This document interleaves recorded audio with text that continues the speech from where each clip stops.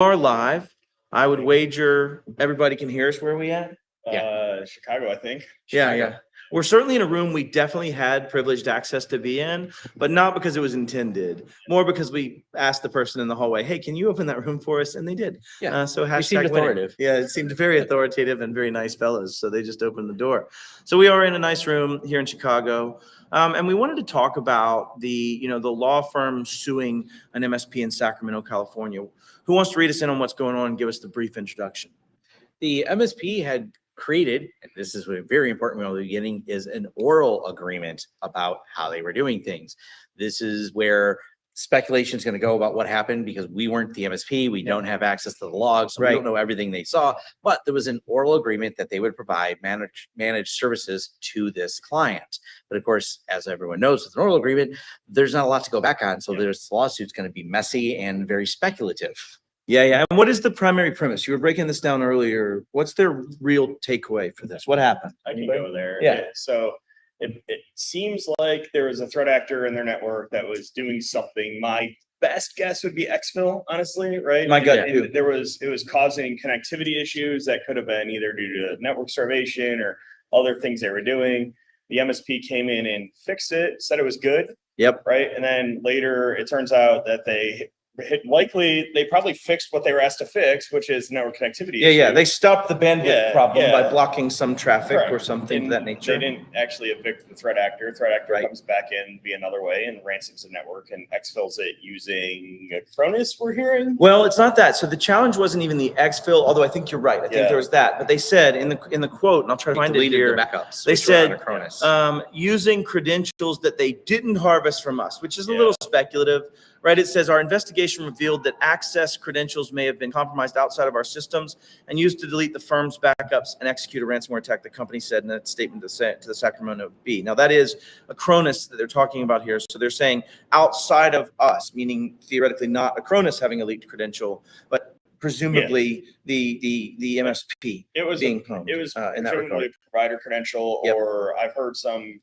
stuff about service credentials and stuff that Oh, Acronis service uses. principals, I think, as I understood. Yeah, yeah. that Acronis uses for some of that backup stuff. So from what I was read into the other day, they exfilled the backups Right. instead of exfilling from And the deleted actor, them. and then deleted them. Yeah. And then prompted Which leaves some conjecture because I don't know what bandwidth challenge would have been there that brought up the network performance aspect, Yeah. other than presumably an exfil. But either way, at the end of the day, what really happened? Why are they suing? They couldn't recover. They Yeah. were forced to pay the ransom. And they're suing and saying that there is a causation by you through this aspect in what you did. And some furthermore saying that you didn't stop them. So we have a couple of pieces to unpack there. And during that, they kind of say, legal weigh in. Let me just jump to that real quick. Let's see, the legal perspective, that the parties did not enter into a written contract specifically spelling out the terms of the agreement. Point number one. That's like Yeah. Brad Gross and Tildes losing their mind, Yep. right? And associated responsibility and liabilities makes it difficult to determine how the lawsuit will be resolved, says Donald Geider, an attorney specializing in cyber law. What this lawsuit brings to light is a common thing I see in the industry is that MSPs that know technology very well and know their businesses don't know technology, others know their businesses well and don't know technology. There's a big difference between delivery of technology and delivery of cybersecurity. And that, without getting into a Yes. 4-hour conversation, is a lot to unpack, that last part for sure. Advice to MSPs says, hey, do you have a solid contract? Do you have, Yeah, I think this is a bigger MSP. I'm actually It is a from what I little understand. surprised that they don't have a solid MSA, honestly. and that is potentially speculation. Yeah. And it could have been, like, for example, I've known MSPs that say, I sign MSAs with all my Yeah. ongoing service contracts. But perhaps they didn't on a break fix, or perhaps they didn't on some other methodology, or just a backup contract or something of that nature. But either way, you should have an MSA, for all of it, right? For sure. It's also possible they have an MSA that indicates what they're actually doing, but then they have a verbal agreement that these additional services, that the client believes these additional services are provided. Yeah. Even though the MSA or the contract doesn't specifically call that out. A big one is obviously what they went into. So imagine, let's say in the perfect world, they actually discovered that somebody was taking up bandwidth, sending files offsite. Let's say there's a perfect world there. That's an incident. Yeah. That is now needs to be a discovery, at least an event, Yep. an alarm, an alert, and probably an incident. And so the point is, do they have incident response? And this goes on to say, are roles and responsibilities relative to IS or information security clearly identified in the contract? And my point is, a lot of you MSPs out there are operating and dealing with incidents where you get them, somebody calls in and says, my credentials were compromised. You go and reset it and you're like, yep, you're good. Are you? Right? Well, and let's go a little further. One of the things we don't know, and this will be very key in the lawsuit, do they have logs for all this? Were they Yeah. on SIM monitoring? Did they have a basic firewall that had any logging at all? Because it's one of those things like someone calls, my internet's slow. Well, it is now when you called. In an hour when I got to the ticket, they were done uploading all of your backups. Yeah. So now your internet's fast. And I don't have a SIM tool that told me what IPs were being addressed. Oh, your backup was running. Someone uploaded something. Too many people watching Netflix. on Yeah, your whatever. network. But if they don't have good logging of all that, Yep. they won't have the right evidence. And it could Yep. be how they solved the ticket. We don't know this, but that's going to be really key in the lawsuit is what information will they be able to provide? And what was agreed to, And what right? was And agreed that to. aspect of it too, evidentially, as well as, right. right? Which marketing email did you send about the new SIM and how it was going to fix everything, or which, those type of things, if you're down that path. Yeah. Well, I'm also curious what initial access looks like here, right? Sure. Was initial access something that the MSP should have prevented? Is the law firm still running on-site exchange? Because we know they love to do that. So was it a proxy shell, right? From what I understand, reading this was a monitoring only contract, right? Does it include any sort of patching? Is the MSP on the hook for remediating bugs in a Fortinet device, say, or an Exchange box or something other that this was February 2023? Yeah. So I think Fortinet was pretty prevalent then, and proxy Sure. shell was still burning us. Oh, it was definitely. And So was Log4j Log4Shell, so was yeah. PwnKit as So extensibility. it, Yeah, it could have 100%. been any of those, and was the MSP, were they supposed to be patching that? And we do know it's Black Basta, which Yeah. means we could get into TTPs Yeah. and understand how they Yeah. practically usually get in or do their efforts if they weren't the IAB. But ultimately, the other side of this too is, the MSPs should set clear expectations around incidents and around cybersecurity. And we're not doing any favors by that, right? So many vendors say stops all threats, protects Yeah. all things, zero trust defined. And you start getting into this understanding that you have to set the expectation that incidents will happen and we need to have a clear plan. How many incidents have you taken this year from an ERT? Like two. Two. I'm at 4 and I've had nobody with an incident response plan. Yeah. Nobody with a method of written what they're going to do in an incident. And many people whitewashing over problems and hoping nothing ever comes up a year later when you're sued. I just showed you a Facebook post from earlier of a vendor or of an MSP basically saying, like, are you selling your clients on the fact that it's not if but when? And it's like, Yeah. how are you not doing that? Yeah. I don't understand how you could, in good faith, echo down to your clients that you have 100% protection. But then at the other hand, I can, because we have vendors in our space. We're told that every telling day. us that they As will give part us of it. 100% Yeah. protection. Yeah. Right. In another aspect, and we've actually directly dealt with this, we will document what we manage. And that's very important because especially law firms that use contractors or really anyone, third-party contractor coming in on this would then possibly bring in another device that is non-managed. And does it have movement laterally? Is there a separate guest network? Or did they say, here's some credentials, here's on the Yeah. share, and Yeah. they brought in the Trojan horse that did it. Yeah. And once again, we're creating more confusion on that. Yeah, I actually just pulled the threat profile. Black Basta tends to use phishing, and then they load QuackBot to Cobalt Strike, right? So it was almost certainly an email that came in Yep. with an Excel macro. We all know that accountants and lawyers love to use their macros in their Yes. documents. No. So it's almost certainly came in that way based on the Yep. TCPs that Black Basta uses. And you think about that, if we did break this down into cybersecurity aspects and CIS specifically, right? You talked about 8.9, 8.x is all logging. And a lot of people get that confused with 13. That logging's meant for when the body's on the table, Yeah. right? That logging's meant for what are the forensics of this? Who did what and where? And then you have 13, which is really the logging that's meant to be security event alert that helps me detect and find this earlier, right? And those would be the things where the interesting part of this is when we were talking to CISA, and the lady's no longer with CISA that was bringing this up. Annabelle, right? Annabelle? Abigail, sorry. Abigail was trying to define a security provider as anybody that sold antivirus or an EDR, right? And I think the reason that there's a crossover there is there certainly would have been activities that would have been evident in an EDR in those early stages of that if acted upon, and certainly during the investigation of maybe exfil, if acted upon, could have been there. But the question is, should the MSP be responsible for that? And that all comes down to what you've agreed to in the agreement. Right. Yeah. Right. And I think that's the biggest takeaway is if you haven't looked at your MSA or your managed services agreement, or even just a master service agreement in general, and modified that to include very specific, what am I doing? And I would even say, and I have a question for you two, because you're still practitioners, is there a shared responsibility matrix coming in the future in those MSAs? So and I actually wanted to lean into that, right? Like this takes us to where I thought we should go next, which is what are the possible implications to the industry of this lawsuit? Sure. Right? Like, and it very much makes me less happy to sell monitor only plans or stack only plans, right? Like I don't, if I have this implicit risk of an expectation that I can do more and I don't believe I have it, I can try to protect against it contractually. Right. But like, in the end, everything's a risk profile. Yeah. You still have to pay to defend your lawsuit. I'm gonna get right? $1 Like million yeah. based on the fact that I have to defend against a contract, I'm just not going to sell it anymore. Right. And that makes that actually raises the bar for a lot of smaller companies in our industry that just may not be able to afford. And posthumously to some extent, right? Like not usually on the front end of that. It's the challenge of small business. And this is something me and Jason bounce around a lot. What we had to do in 2017 versus what we're doing here in 2024 is dramatically different. Yeah. We can't do some of these same plans, and some of these clients have signed up for these monitor only plans as we referred to them years ago. But now there's a risk balance, but I don't want to leave them out in the cold. I don't want to throw these small mom and pop 10-person, 5 people in the office companies out to the wolves. I mean, you got a little HVAC company with a handful of office workers.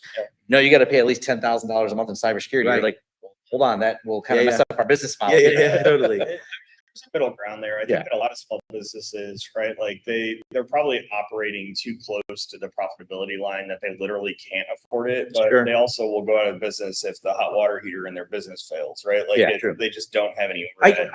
I have a thought on this, and I'm always the unpopular opinion on this, but if I was trying to deal with this as a government entity, I would want to choke less throats. I would want to have a few major throats I can choke.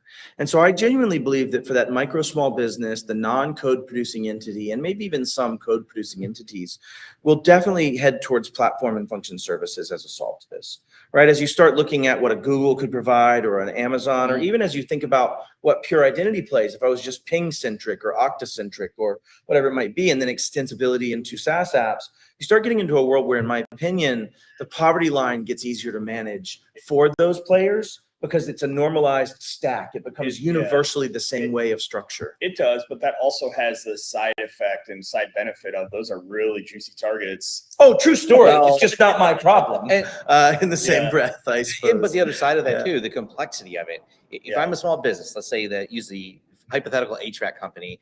How do I set up? I want to buy Office 365. I just buy the lowest tier because it works, right?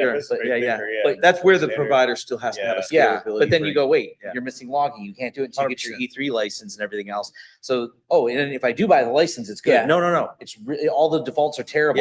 So you got to call an MSP still. But if you look 4 years ago, those statements wouldn't have any of those solved. Right. And I think the point is, I think and maybe I'm a positive guy. Like I know I've got the jade setting in pretty deep, but I think we'll see more and more capabilities to a par. Like look at Business Premium at Microsoft over the last few years. Yes, it's gone up $2 or $3, but I now have DFP, and I'm actually part of conversations with Microsoft about what's in their quote unquote hero SKU for the SMB. So I don't want to get too much on this. But sorry. I think that you can't. There's a line that moves, right? I call it you must be this tall to ride. Right? And as long as the good guys are ahead of that line, then I think it's actually long-term better for the industry to not make these giant sweeping changes because people won't adopt them, right? So yes, will there be some collateral damage taking that approach? Almost certainly, right? But the alternative is availability is one of the things in the triad, right? Like if we can go to zero availability and make everyone. So I get made fun of for saying SIM and SIEM, and you say triad. I just want to make sure. Is that not triad? Am I completely? No, you're probably right. Okay. It's triad. I had to do it because I needed to make up for the last 7 years of SIEM SIM problems. Okay, I'm better. I'm better. Good. We're on the same SIEM team. SIEM team. Yeah, 100%. I say Finit wrong too. I love it. All right. Sorry.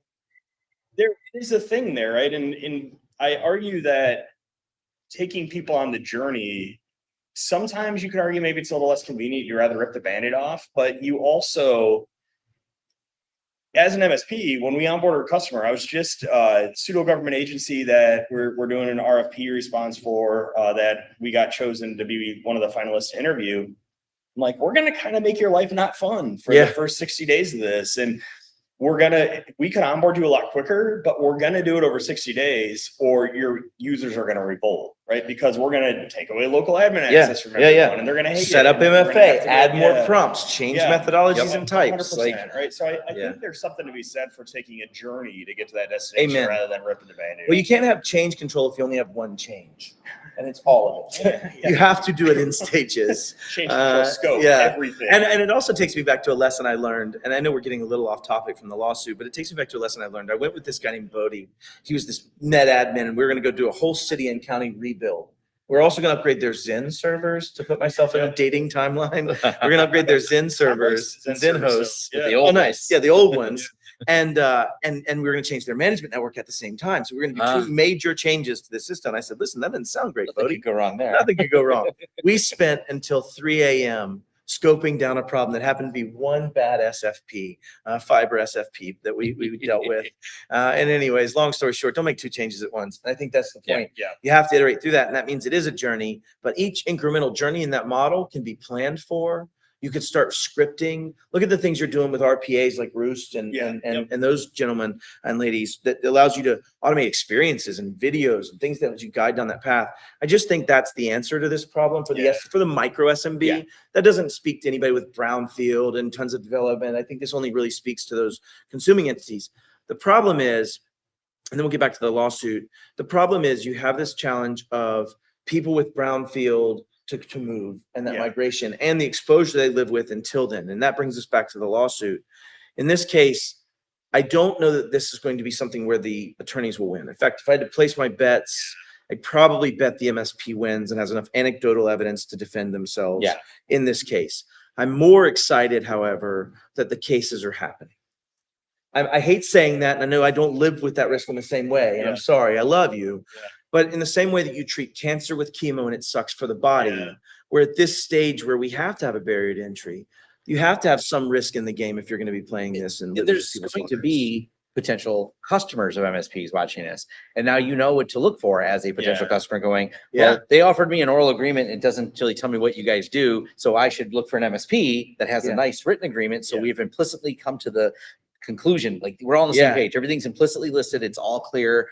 So this is actually good advice for the other side. Like how to, there's a good topic, how to find a good You're an MSP. end consumer. And I gave a talk on this to 120 CISOs of like Fortune 100 and 500. Talk about terrified, y'all. I was horrified, but I gave a talk on this and I said, listen, instead of the 300 question plus questionnaire STIG, drop that for the SMB and go ask the MSP 5 open-ended questions. How do you deal with asset management for yourself and your customer?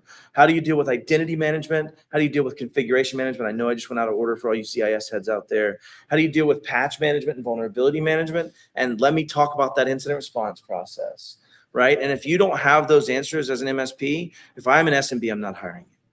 And that's also 90% of you out there. You just broke the MSP sales process because most MSP salespeople are definitely not in a position to have that conversation. Well, that's on me, I suppose. You have, but technical research. Yes. I can talk to what we do. Absolutely. I could have done it at mine. Sales engineers, like And that's the point. If they have an answer for it, even though you're not educated enough to know at the SMB level, I don't mean that negatively. I just mean nuance wise. You should now go, they've thought about these things. They had prepared answers. And that's something we need to talk about. And some of it may say, I'm responsible for my assets, but I don't track your software assets. If you're watching this, you're an MSP. How many of you have a list of what software is approved? I actually had an MSP that got popped with a Screen Connect challenge, and they didn't have the Screen Connect. It was actually some third-party support vendor that got on the machine, popped the machine, but they said, well, we didn't know they weren't using Screen Connect. We didn't even know they had Screen Connect on that machine. Then you're not doing 2.1 for your client. We have already. However, right? I know. Yeah. I mean, so that's really difficult because the client will immediately tell you that the vendor is authorized and it'll still be on there. But it'll be documented, but you'll have it. Right. We do record that information everywhere now. You should. That's fully managed. Somewhere where you can search it and you can pull it up and say, oh, this is something I need to deal with right now. And that's one of the things that MSP said was, he was like, dude, it was great. I had the ability. I was like already looking for it. And I found it there and I found it on 12 other clients. And I was like, but it tells me that as an industry, we all have to mature in the basics, and we think we are there in the basics and chasing the advance. But Yeah. 1.1 and 2.1 are underperformed today. So MSPs have that data in almost all cases. They actually do. They just aren't because doing their anything with RMM it. Yeah, it's gets gathered. has it, right? yeah. Like, so at least for the things Installed MSPs are applications. good at, MSPs have it. They may not have whether it's authorized or not, but they should have a list. Yeah. Authorization is tricky. We like you would take local admin away and then you can only install software if it's authorized. That's Yeah. the easiest way to handle that. But then you have to deal with the brownfield that you inherit when you get there. One of the things I do like in this lawsuit, though, is presumably the named co-defendants are now aligned.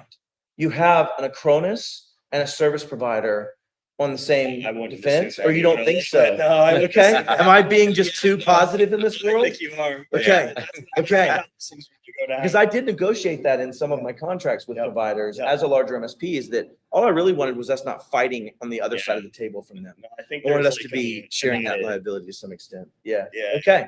Sure. Well, we will We'll remain to see. Maybe Matt's beautiful heart is accurate when we get to the end of this, but likely it is. This will be something we'll follow What up. are closing thoughts on this? You know, maybe just the impact on the industry as a closing thought, and what are your biggest takeaways for how you're going to change your MSP if you were in this fictitious situation? And we'll just go across the room. One thing I want to bring up first is the fact that these are lawyers made it more likely Yeah. because no one who's not a lawyer wants to ever go to court. But if the lawyer's already there on They're like, it doesn't Tuesday, cost me anything. yeah, I'm I'll already be there. I'll I'll file be it there next to for this brief. I'm already being Yeah. paid for this We time. got Right. something for our like junior lawyers to do now for a bit. Yeah, no doubt. Yeah, yeah. All right, you start. Make sure your ducks are in a row, right? Like one of the things I think Brad Gross talks about in one of his podcasts is fiduciary duty, right? Like, Yeah. and I think that's a big thing here is that like you're hired as the expert, right? So if you don't, you need Set to what expert explicitly you call are. out, Yeah. We will occasionally make advice or give you stuff, and if you choose not to use it, we are not liable for anything that happens because you chose not to follow the advice that we gave you. I think that contractually that makes these go away really quick. Sure. Obviously, this It's is got making legs the enough to news. go to Yeah, court. it's well, Yeah, no, yeah. it may not even. Likely. It may settle, or it may not even Sure. get to court, right? Like, there's some amount of like, I'm just going to make press out of this, right? Like, it's definitely working in that case. Yeah, we're all talking about it. But yeah, that's my thoughts. What's yours, man? Oral's dangerous. I knew somebody had to do it. I knew somebody had to do it. Have All an right. agreement in writing. Well, that play. Get it in writing. Or as I used to say, you have to author history. Yeah. Right? If I know that everything in court is about telling a story, then why not tell the story before it happens? Yes. Right? And that's the point, I think, is documenting your notes as you get done talking to somebody if it is oral.